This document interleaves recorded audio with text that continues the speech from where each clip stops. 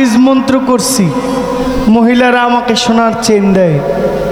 আমি নাকি তাবিজ করছি, যেই জন্য আমাকে চেন দেওয়া দেয়। আল্লাহ মাফ করে না, আমি তাবিজ কবজে বিশ্বাসী না। এই মহিলা আমাকে ছেলের মতো, তার ছেলের চাইতেও বেশি মনে করে।